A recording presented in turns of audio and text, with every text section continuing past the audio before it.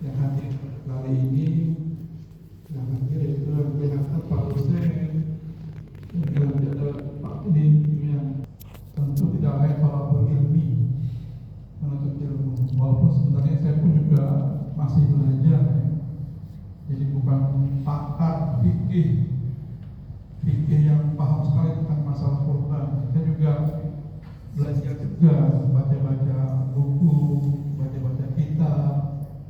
Ya, jadi nanti kalau misalnya apa yang saya sampaikan barangkali ada yang kurang berkenan atau berbeda, maklumin aja. Ya, jadi nggak pas itu, kalau beda dengan guru saya ya apa-apa.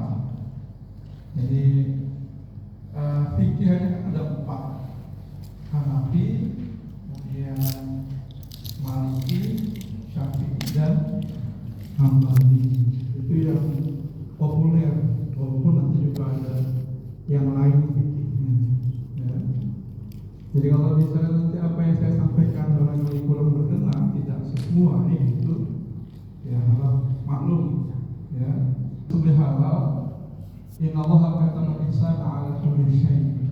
Intinya adalah bahwa Allah Subhanahu wa taala itu menghendaki semua kebaikan dalam segala hal. Jadi Allah ingin termasuk di dalamnya yaitu ibadah penyembelihan. Ya. Kenapa? Karena yang namanya penyembelihan itu masuk dari bagian ibadah kita pada Allah Subhanahu wa taala. Nah, ini intinya kalau kalian menyembelih, ya, kalau yang qatala itu kaitannya dengan pembunuhan, ya, hukuman mati misalnya. Tapi kalau yang azibah itu penyembelihan, fa'asibha, maka sama, baguskanlah caranya, metodenya, ya, syarat rukunnya dalam hal penyembelihan itu. Wa yuhaddi ahadukum safaratan. Kemudian bagaimana di antara caranya? Yaitu wa yuhaddi ahadukum, hendaklah kalian menajamkan alat sembelihnya. Safarat itu safarat pisau, golok gitu. Ya. Wa yulih zabihatahu. Itu yang kedua. Yang kedua itu wa yulih zabihatahu, hendaklah dibuat senyaman mungkin hewan itu. Walaupun kalau kita lihat dalam prakteknya, ya kan, yang kita tahu kan diikat kakinya, ditarik, disono sini, udah dijatuh, masih tinggiin juga, ada gitu. Iya kan, udah ditarik, diengkek, apa engkek bahasa Betawi? Diengkek bahasa Betawinya ya, masih gue tinggiin, duk. Ya Allah, ya udah nggak bisa bergerak ya. Ya, di kita di tempat kita menyembelih, jangan lupa ya. Begitu binatang itu sedang diproses perubuhan, takbir, Allahu Akbar, Allahu Akbar, Allahu Akbar. Ya gitu kan, takbir. Kemudian yang nyembelih itu setelah dirubuhkan, jangan lupa Bismillahirrahmanirrahim, Allahu Akbar. Ada yang mengatakan sholawat. Nah, saya melihat kalau di video yang sering kita lihat di YouTube atau mungkin reel, kadang orang itu habis motong kabur itu. Mau ya sebaiknya setelah motong itu doain dulu lah. Bismillahirrahmanirrahim. Ya Allah, terimalah kurban ini ya Allah. Itu bedanya antara yang ikut belajar kan gitu kan. Kalau kita lihat biasa kan gitu ya, habis motong kabur kok mana? Oh ternyata dia ditungguin di sono. Islam itu sangat penting dalam penyembelihan, di mana adab dan cara yang baik ihsan sangat diperlukan, terutama adalah agar ibadah itu diterima. Ya, merupakan satu hal yang penting dalam Islam karena tidak hanya mengatur aspek ibadah, karena ini ibadah ya, jadi bukan main-main. Ya. Walaupun mau ikut kurban, mau tuh yang konsumsi harian seperti itu semua adalah dalam rangka ibadah kepada Allah Subhanahu wa taala untuk apa yang kita makan. Nah, apa itu penyembelihan Islam? Penyembelihan dalam fikih itu adalah proses mematikan hewan dengan cara memotong saluran makan dan saluran pernapasan. Kalau yang makan di leher itu nanti ada contohnya itu. Ada dua urat, ada yang buat makan, ada yang buat napas. Termasuk nanti juga di kiri kanan itu ada urat vena jugularis. Urat nadi nanti dia akan kiri kanan. Ada sekitar tenggorokan menurut syarat-syarat yang telah ditetapkan dalam syariat Islam. Ya, kenapa disembelih? Agar hewan itu yang disembelih itu menjadi tatayub, ya, dagingnya menjadi baik, harum, dan sedap. Pernah nggak menemukan orang-orang yang ahli ibadah, yang menyembelih hewan? Dan kenapa disembelih? Karena hewan itu belum bisa dikonsumsi kecuali setelah disembelih. Inilah kasus kalau misalnya ada orang ingin cepat-cepat hewan itu mati. Hewan itu cepat mati itu disembelih, itu hewan masih masuk tali untuk kelojotan. Iya, gerak-gerak, belum mati sempurna, udah diambil pisau, dipotong di urat nadi di kaki. Nah, ini matinya karena penyembelihan di leher atau gara-gara dipotong urat nadinya. Tuh, bilangnya kalau kayak begitu tuh, ya hewannya bangke. Jadi bukan lagi jadi hewan kurban, tetapi menjadi hewan bangkai. Kenapa? Karena matinya bukan akibat sembelihan, tetapi karena akibat barangkali dipotong lehernya, ingin mempercepat proses kematian. Atau masih kelojotan gitu, udah langsung diputusin lehernya pakai, ya kalau pakai pisau mungkin mending lah ya, kayak kampak. Udah tuh sapi atau kerbau kelojotan masih bergerak. Nah ini ya, buru-buru dia pengen mutusin kepalanya gitu ya. Atau pengen, cepat bawa kulitin, karena ini udah ngantri nih buah. Ya, mudah-mudahan nggak kayak gitu. Ya, ada nakal. Kalau yang biasa di kita sabar, ini bahasa fikih ya, bahasa fikih yang kita sembelih biasa di di bawah jabut. Nanti akan disampaikan oleh komandan berikutnya tentang posisi penyembelihan yang ideal. Ya. Kalau yang mahal biasanya di onta. Nggak tahu di kita ada nggak onta? Kurban itu kalau dalam bahasa dekat, ya. Tapi kalau dalam bahasa fikih itu istilah kurban adalah al-udhiyah, itu hewan yang dikurbankan atau hewan disembelih asal takbir kurban. Tadi sudah disampaikan dibacakan oleh murid kita. A'udzubillahi minasyaitonir rajim. Inna a'tainaka al-kautsar fasholli li rabbika wanhar. Kemudian hewan kurban juga ada di al-hajj, ya. Wal budna, dan kami jadikan unta itu ja'alna lakum min sya'airillah, di antara syiar-syiarnya Allah. Dia sendiri, mandiri sendiri. Nah, dia bebas itu. Dia bisa ambil sendiri, dia bisa bagi saudara-saudaranya, teman-temannya. Nah, yang sepertiganya itu untuk fuqara masakin. Fuqara masakin. Walaupun sebenarnya ini korban beda dengan zakat ya, bukan mustahik sebenarnya. Fuqara masakin. Dan lanjut. Kalau yang tadi Al-Quran, sekarang yang hadis Nabi.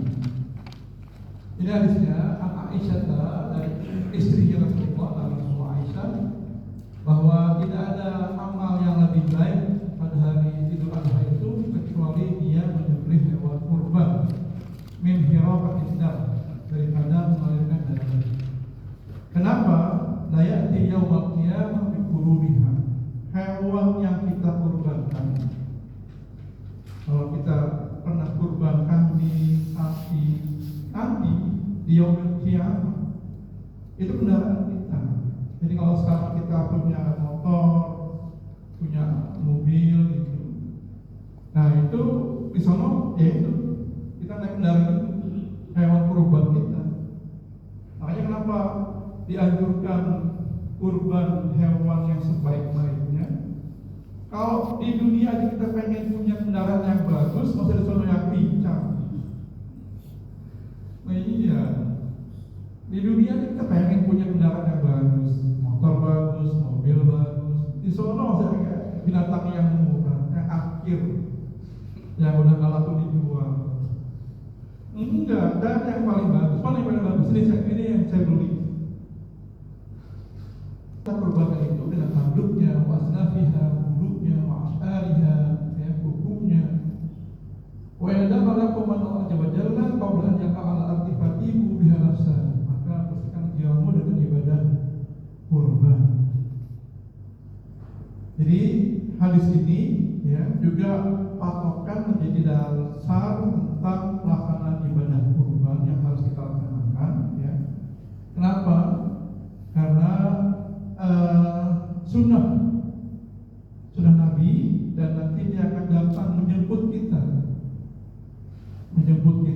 Ayo sini naik, kita akan naik ke mustaqim. Walaupun kita belum ngalamin, tapi ini bocorannya gitu. Ya. Bahwa nanti di yaumil qiyamah hewan itu akan jadi kendaraan kita yang akan mengantarkan kita ke dalam surga Allah Subhanahu wa taala melewati siratal mustaqim. Sallallahu alaihi wasallam, Nabi menyembelih kambingnya sendiri di kabsyaini amlahaini, domba yang berwarna putih, tanduknya bagus, akronaini ya. Nabi itu kalau mencontohkan yang paling bagus. Jadi Nabi itu menyembelih hewan kurbannya sendiri, dia pilih kambing yang putih bersih. Jadi kalau pengen ikut Nabi itu pilih kambing yang bersih, putih bersih, gemuk, sehat. Yang korban itu ada menyaksikan, tawar itu dulu. Bapak, Ibu mau nyembelih hewan sendiri? Kalau mau, saya udah nyiapin nih pisau dan goloknya, silakan. Gitu. Jadi jangan panitia kurban nanti nggak usah, biar saya aja. Nggak begitu. Ayo Pak, silakan. Karena yang paling utama dia nih Nabi aja menyembelih hewan kurbannya sendiri. Jadi kita kalau nanti dibagi kurban, kebetulan yang kurban itu ada orangnya, silahkan Pak, ini pisaunya. Nanti kalau nggak bisa saya ajarin caranya. Kita pegangin hewannya biar nggak berontak. Di sini ya, titik ini ya, melihatnya ya. Di sini bacanya apa? Bismillahirrahmanirrahim, Allahu Akbar. Sudah sah. Jadi nggak perlu repot sebenarnya, panitia motongin juga. Juga meletakkan kakinya di punggung kambing itu, wasama, baca Bismillah, wakabar, membaca takbir. Jadi Bismillahirrahmanirrahim, Allahu Akbar. Ya, jadi jangan lupa ya. Jadi besok kalau memang kita kurban, ya maka silahkan kita yang menyembelih hewan kita sendiri. Kalaupun kita panitia, tanya dulu sebagai kurbannya, Bapak mau sembelih sendiri apa mau diwakilkan saya menyembelih. Kalau kata yang punya, silakan Pak Ustaz aja, Bapaknya yang menyembelih dah, saya cuma menyaksikan aja. Ya sudah, berarti udah ada ijab. Oh iya, sama kayak nikahan gitu ya. Bukan wajib kecuali nazar. Kalau dia nazar maka wajib. Tapi kalau bukan nazar kurban itu hukumnya adalah sunnah muakkadah. Kemudian sunnah ainiyah dan sunnah kifayah. Apa ainiyah? Ainiyah itu ini, dia masih bujangan atau dia masih gadis, ya. Dia udah kerja di PLN, udah manajer, jadinya juga dia masih bujangan, punya keluarga, ya. Dia mampu kurban, maka itu namanya sunnah ainiyah. Dia belum punya keluarga, dia tinggal di sini sendiri gitu, ya. Dan dia mampu kurban, dia sunnah, namanya hukumnya sunnah muakkadah ainiyah. Yang kedua, sunnah muakkadah kifayah. Artinya, kalau dalam satu keluarga itu ingin kurban, sementara uangnya pas-pasan, ya udah patungan, suami, istri, anak, patungan, beli kambing misalnya itu.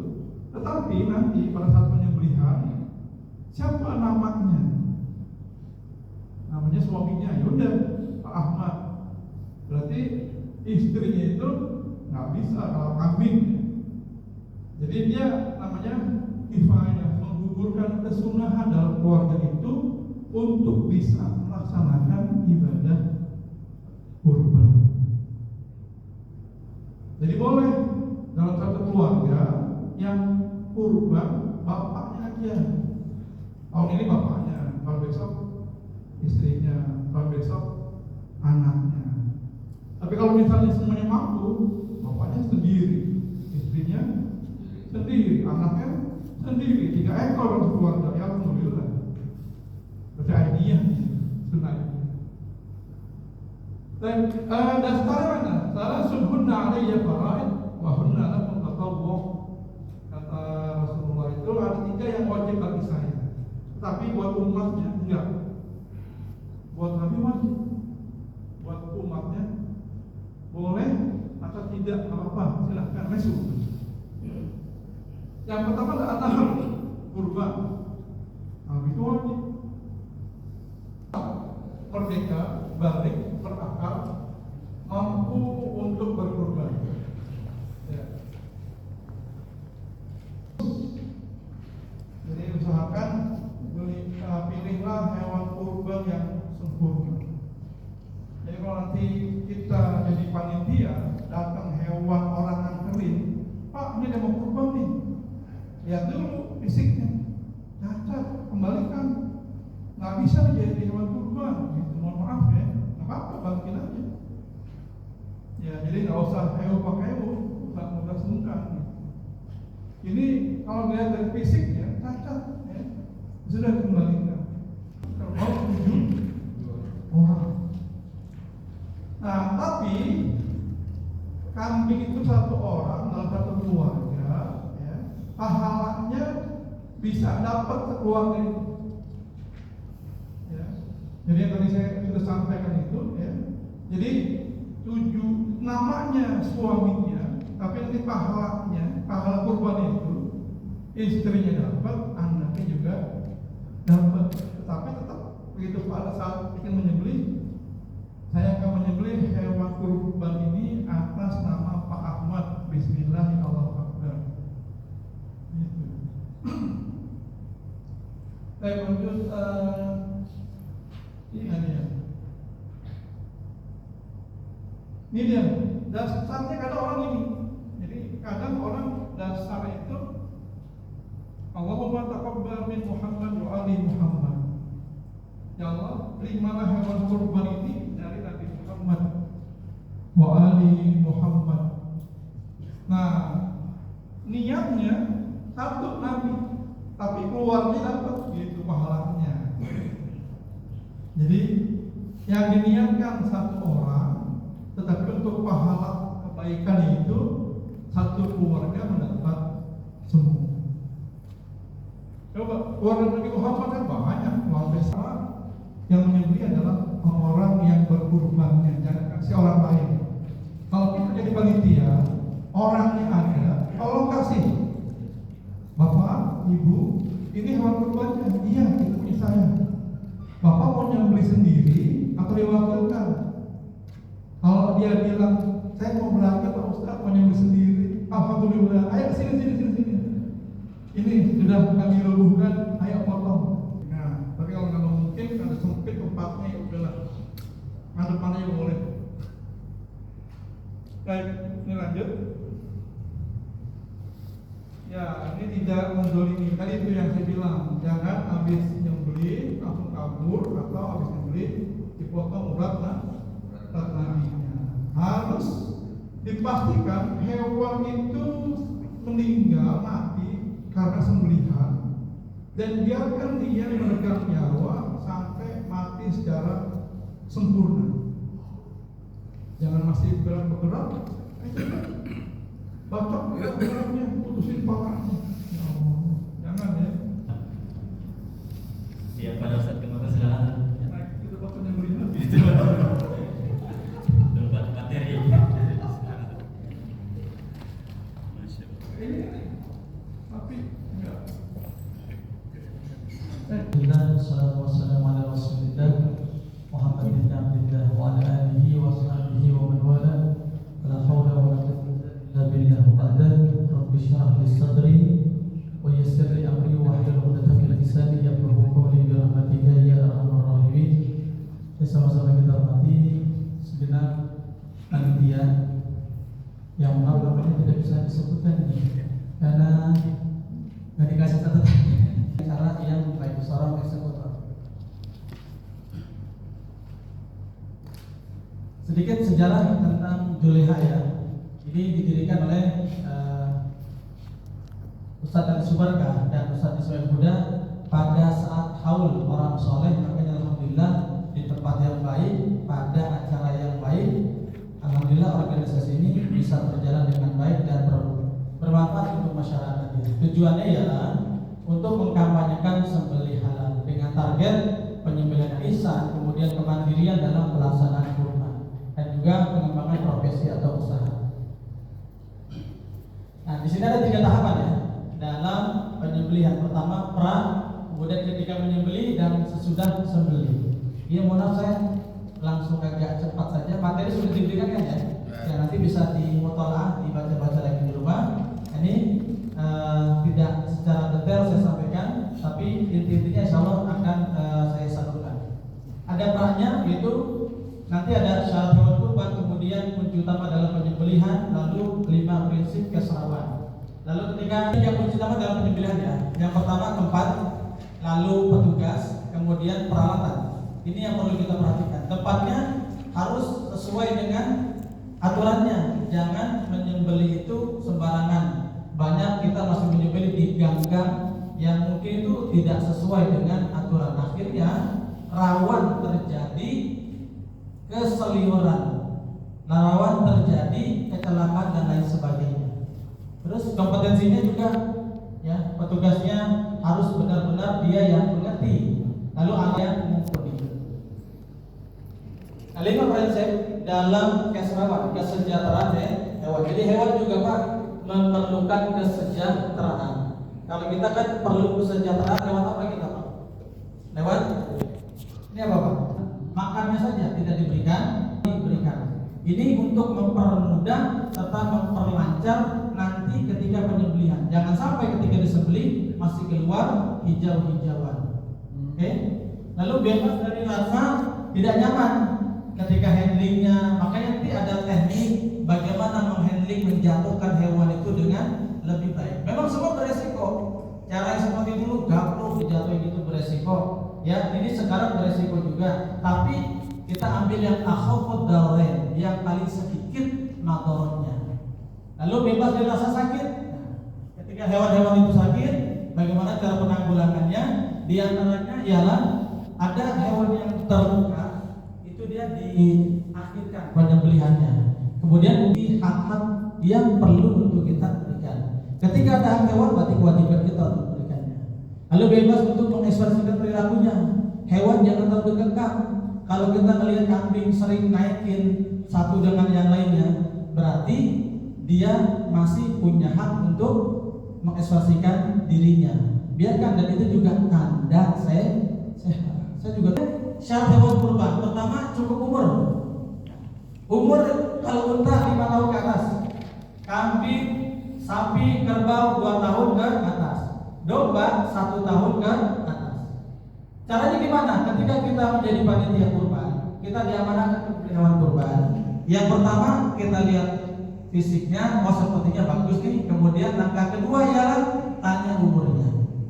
Pak, umurnya berapa? Kalau dia bilang 2 tahun ini, oke, kita boleh percaya sama dia. Urusan dia nanti bohong atau tidak bukan urusan kita. Tapi ada hal yang tidak bisa dipungkiri terkait dengan usia hewan. Buka mulutnya, bang, buka mulutnya. Mulut kambingnya bang, jangan mulut abang. Buka mulutnya.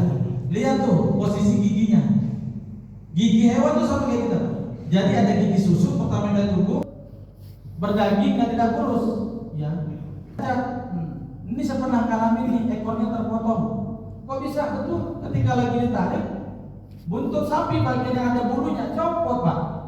Itu pedagang luar biasa itu dia. Dipaku, ditutupi lagi pakai rambut-rambutnya, sehingga baru tahu ketika ditarik. Nah kalau sudah begitu gimana ceritanya, kan nggak mungkin dibalikin lagi. Nah ini dibutuhkan ketelitian bagi seorang panitia kurban, apalagi dia juga diamanahkan untuk membeli hewan kurban. Ada penyakit yang masih ada, LSD. Saya pun pernah menemui sapi kondisi seperti ini, tapi masih kategori dia layak untuk disembelih. Karena tato-tato begitu aja tuh. Nah, ya. Apa karisma ini juga? Seberapa? Ini nggak boleh ditempatkan. Usahakan tempat itu yang layak juga. Jangan dibiarkan mereka kehujanan. Apalagi ini hewan amanah dari Sohibul Kurban. Jangan sampai udah cuma kambing ini, udah cuma sapi ini, dan juga buat kita beri atapnya. Kemudian kandang itu diusahakan masih bisa dia untuk bergerak, masih bisa dia untuk mengekspresikan dirinya. Lalu pencahayaan cukup, bukan berarti harus terang banget. Minimal ketika malam itu dia tidak begitu kegelapan. Lakukan, kita mempersatukan juga ialah menjaga keamanan diri APD. Cara pakainya nih, kalau memakai bagian kaki dulu, jadi yang berat yang kotor dulu. Nah, kemudian ke atas, lalu pakai apron, kemudian apron celemek ya, ini nih apron. Kemudian nih skabatnya, lalu pakai harus tajam. Syukur-syukur bisa sangat tajam. Ukuran pisau dia untuk panjangnya 1,5 kali lebar, bukan lingkar, ya beda lebar. Nah, misalkan lebar leher hewannya itu 10 cm, maka pisau yang layak minimal ialah 1,5 kali 10. Berarti berapa? 15 cm. Itu sudah bisa untuk menyembelih hewan. Lebar ya, bukan lingkarnya. Sebab ada yang salah paham, Pak. Dipikir lingkarnya, bukan lebarnya. Kalau lingkar kan keseluruhan. Dia ujungnya seperti ini, ke atas dengan melengkung. Kenapa? Kalau kita perhatikan, Pak, dia sebenarnya lebih panjang nih. Ketika dia ditarik ke sini, ini kan 30 cm, tapi kan dibuat lengkung lebih panjang lagi. Kemudian memudahkan juga si penyembelih untuk menyembelihnya. Ketika nanti ada kekurangan juga, membalikannya lebih mudah karena bentuknya melengkung dibanding yang bentuknya lurus. Kalau bentuknya lurus itu nanti dia mau balikin bisa menusuk nanti. Kalau melengkung lebih aman. Mau lebih lagi juga boleh, Bapak Bang Husen ya. Hiburan Bang Husen. Kalau lebih lagi nggak apa-apa.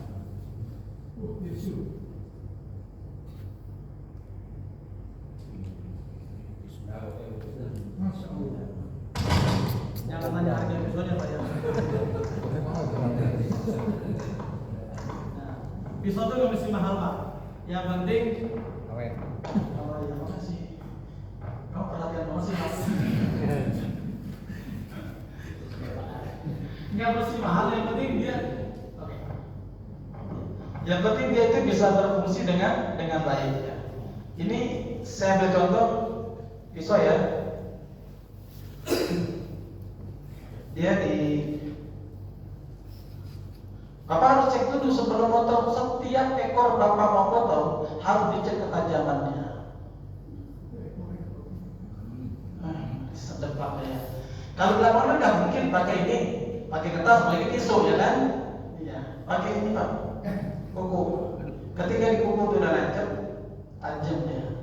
Kalau orang dulu biasa di sini, lo bahaya Pak, ya.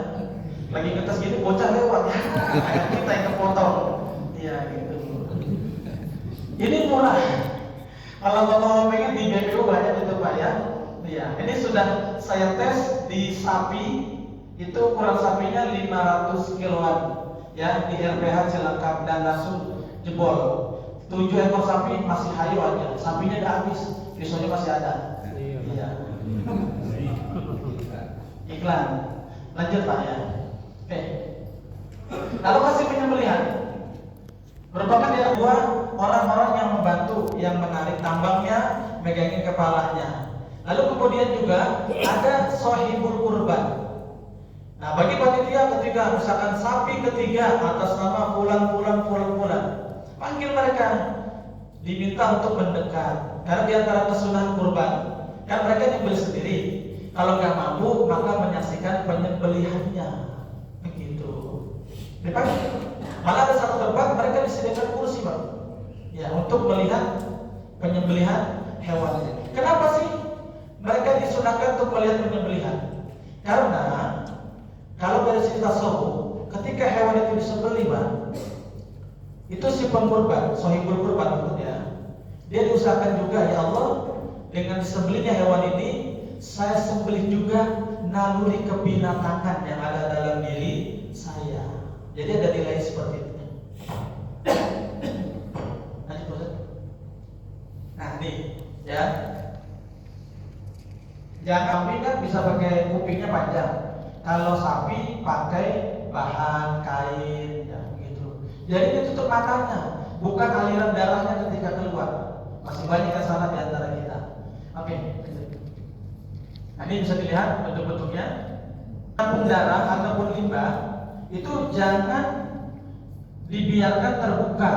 Nanti setelah selesai bisa dicampur dengan disinfektan atau yang lainnya untuk mengurai bakteri-bakteri yang ada, sehingga tidak menimbulkan kuman atau penyakit. Atau kalau memang lahannya masih luas, ditimbun lagi nggak apa-apa. Gunakan untuk merubuhkan hewan. Nah, ini contohnya ketika menggunakan ring. Jadi ada beberapa titik, 1, 2, 3, ada 3 ring yang digunakan. 1 untuk kepala, 1 lagi untuk kaki depan, 1 lagi untuk kaki belakang. Tulang rahang.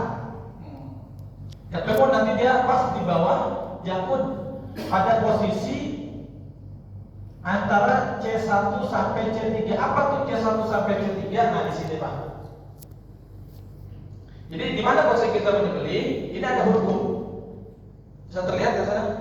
Paling kelihatan ya? Kelihatan semua ya? Oke. Saya suka jalan-jalan sebenarnya Pak ya. Kemana-mana gitu. Ini hukum bagian depan. Kemudian tarik bagian belakangnya, saluran nafas, saluran makan, kemudian ada vena jugularis. Dia mengalirkan darah dari kepala ke tubuh. Ini arteri korotis communis. Dia mengalirkan darah dari tubuh ke arah kepala. Ini dua ini yang mengalirkan darah deras. Ya kan, kalau kita menyembelih dua darah mancur dengan deras, ini dia arteri korotis communis. Ketika ini sudah terpotong, maka otomatis ini sudah kena. Ini posisinya Pak ya. C1, C2, C3. Jadi tulang ini, nah di antara sini. Ini jakun. Jangan taruh di atas jakun, karena sudah nggak ada lagi hulkum, marinya udah nggak ada. Jangan taruh di bawah, rawan penyumbatan terhadap arteri korotisnya ini. Oke? Kalau domba dan kambing 3 jari dari tulang rahang, kalau enggak satu jari. Ada beberapa yang kita perhatikan. Kecepatan, jadi menyembelih hewan jangan dinikmati Pak ya. Iya. pelan-pelan, jangan, kasihan hewannya, dipercepat. Makanya Nabi beri syarat secepat-cepatnya, setajam-tajamnya alat penyembelihan. Ini tadi saya sampaikan ya, Majahi. Oke, lanjut dulu. Nah ini bisa kita perhatikan ya, sudut rahang. Tadi sudah saya katakan, kemudian dijakun, ya. Lalu nafas, hulkum. Nah ini di belakangnya ada nari. Kalau hulkum itu yang kayak selang AC gitu ya, nih kayak selang mesin cuci. Nah ini marinya.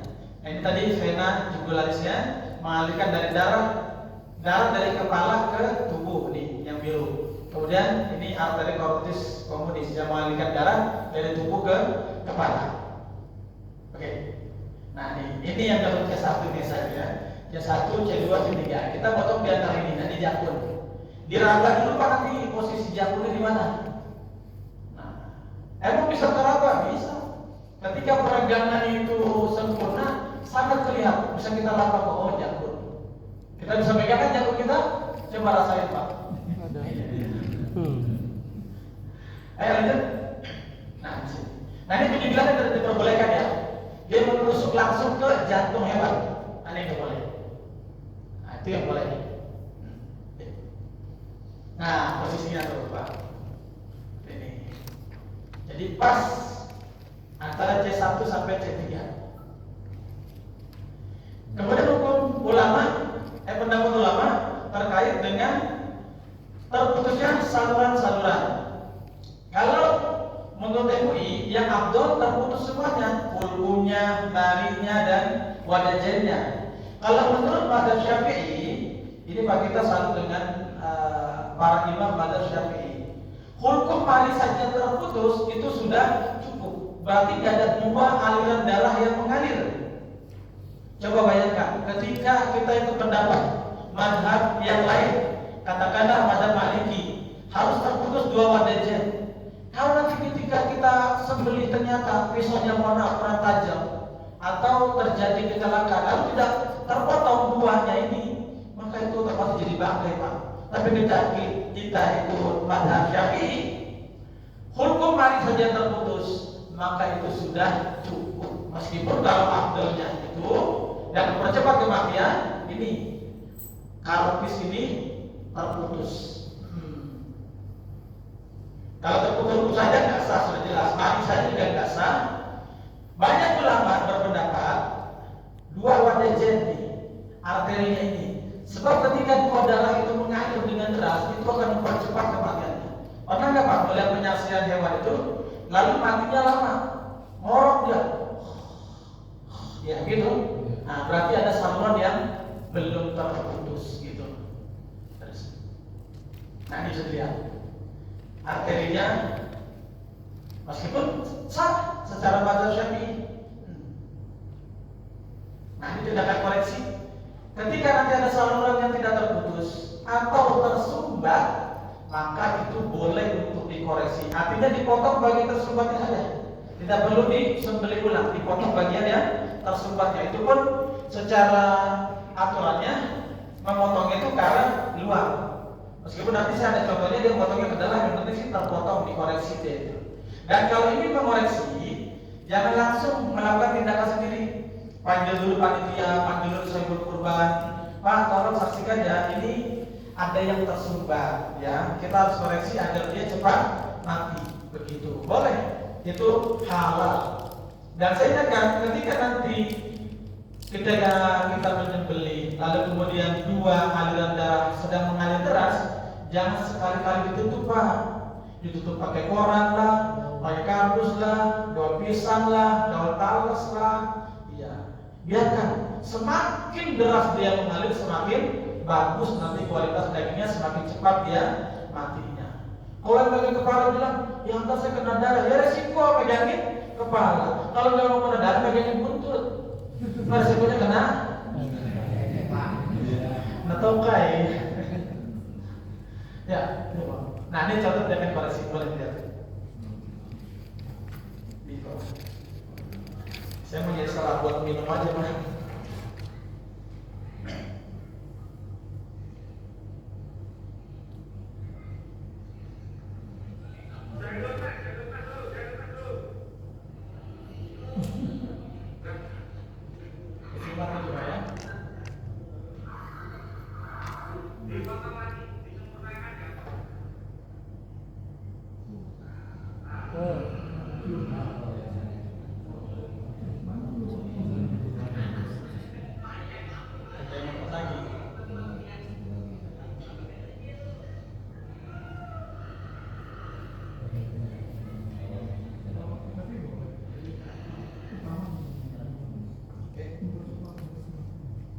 Nah itu tadi hasil yang setelah potongnya ini dia bikin ini pemotongan di atas jakun. Nah, memeriksa organ yang mengindikasikan tanda-tanda kematian. Jadi seorang penyembelih tadi seperti Kiai sampaikan, habis potong jangan langsung kabur, ya periksa dulu. Ya pisau jangan langsung diangkat, tahan dulu, periksa semua sudah terpotong, angkat pisaunya, lalu cek kematiannya. Ingat, seorang yang sekotor, dia yang menjadi wasilah hewan itu halal atau haram untuk dikonsumsi. Ingat ketika kita jangankan, oh saya yang bertanggung jawab. Kita boleh misalkan ketika ingin menyembelih, lehernya masih begini, sapinya tuh, jangan langsung dipotong. Pastikan sudah tegang dengan sempurna leher tersebut. Memeriksa kematian hewan, ada dua organ utama dan organ pendukung. Organ utama aliran darah. Ketika aliran darah sudah berhenti, oke, salah tandanya. Organ napas, kita cek napasnya. Kemudian mata, kornea matanya kita kasih kode. Kita ini udah nggak ada refleks, berarti dia sudah mati. Pernapasan dicek juga dari perut. Kalau masih kembang kempis perutnya, oh berarti masih ada napasnya. Tidak boleh melakukan tindakan apapun sebelum hewan itu benar-benar mati. Jadi jangan lagi menusuk atau melukai bagian kakinya dengan alasan biar cepat mati. Justru biarkan dia mati dulu. Jangan melakukan tindakan apapun. Biarkan hewan itu mati karena tersembelih, bukan karena yang lainnya. Organ lain ialah ekor. Ketika ekor itu bergerak, memutar, kemudian berhenti, nah itu tanda dia mati. Alat kelamin biasanya keluar air kencingnya, kemudian lidahnya menjulur keluar, ya. Lalu rahangnya itu antara atas dengan bawah, nah, berbeda, miring antara rahang atas dengan rahang bawah, lidahnya menjulur keluar. Oke. Nah ini matanya saya bilang tadi ya, lanjut bang. Nah diperiksa. Nah. Itu udah kan? Oke, nah itu dicek. Oke, terus, nah ini tadi saya katakan ya. Oke, lanjut pak. Silakan ekornya ya, rahangnya. Ya.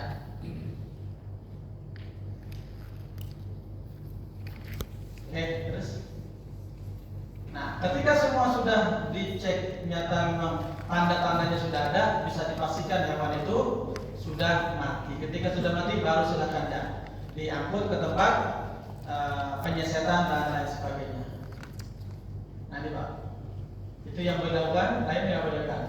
Ketika hewan masih menggelepar, jangan disiram, sebab tubuh hewan itu panas, apalagi habis disembelih makin panas dia. Ketika kita siram dengan air itu sifatnya dingin, akan membuat pecah pembuluh-pembuluh darah. Ketika pembuluh darah di tubuh hewan itu pecah, maka darahnya akan mengalir ke daging. Ini yang menyebabkan daging itu kualitasnya tidak baik.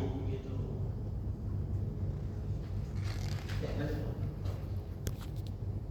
Nah, ketika sudah mati sempurna, kita lakukan lagi tindakan berikutnya. Banyak orang yang memiliki mengeluarkan jeroan dan sudah mulai bekerja. Selama hewan itu belum mati, jangan dulu dikeluarin jeroannya. Pokoknya jangan lakukan tindakan apapun kepada hewan yang belum benar-benar mati. Lanjut. Nah digantung kalau yang memungkinkan, biasanya kambing ya. Kalau sapi kan kita butuh alat yang lebih. Jangan ada lagi ketidakhigienisan seperti itu pakai sendal. Makanya gunakan plastik yang sekali pakai langsung buang. Biasanya plastik cor ya. Jangan pakai terpal pak. Dengan alasan besok tahun depan masih bisa dipakai lagi, enggak. Daging harus higienis. Ketika sudah dicuci, plastik itu tetap dia pasti masih ada kuman dan bakterinya. Kita pakai yang sekali pakai langsung buang. Biasanya plastik cor tuh banyak kok di material ya.